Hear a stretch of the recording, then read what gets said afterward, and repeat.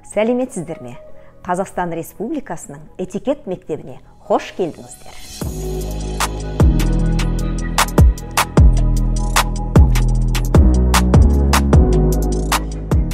Біздің мектебіміз Қазақстандағы ең алғаш ашылған және жалғыз қазақ тілінде этикетті үйрететін мектеп.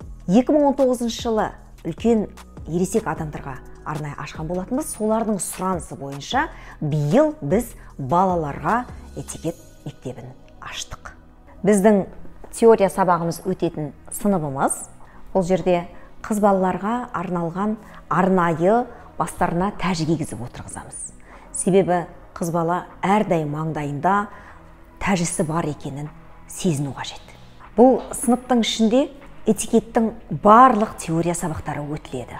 Тарихынан бастап бүгінгі күнге дейінгі дресс-код сабақтары, киім кию сабақтары, барлық ережелері осында өтеді.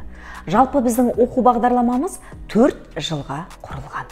Бұл бізде ас бөлмесі. Балалар ұлттық тағамдар жасауды, бауырсақтың қопыстық көтерілуін, шелпектің неге жетеу екенін теория күйінде алдымен көрсетіп, балаларға содан соң тәжірибеде балалар соны жасайды. Мына жақта бізде қол жуатын бөлме, ал мына бөлмеміз киім ілуге арналған. Бұл сыныпта біз дефиле сабағын өткіземіз.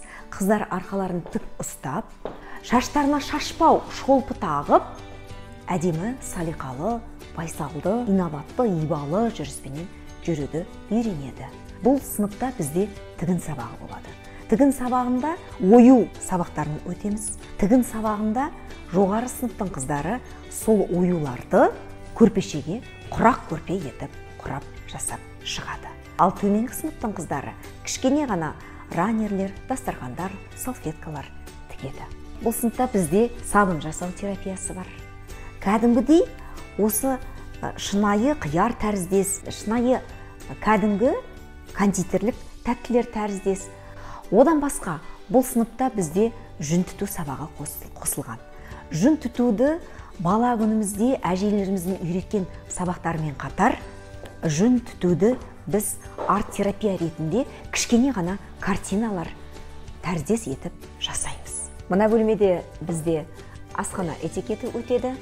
Қандай тағам пісіретін болса, оқушылар сол тағамды қалай жейді.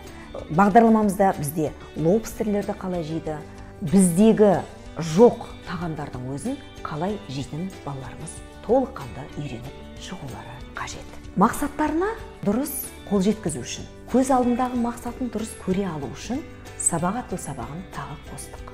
Одан бөлек, қазақтың әрбір баласы 4 түлік малды толыққанды білуі қажет. Сондықтан 4 түлік малдан қорықпас үшін біз балаларға атқа шабу сабағын тағы қосқан болатынбыз. Құнанбай малын сатып, баласын Орынборға жіберіп оқытқан. Ең басты инвестиция баланың біліміне салынған инвестиция. Балаңыз адам болсын десеңіз, біліміне құюдан тайынбаңыздар.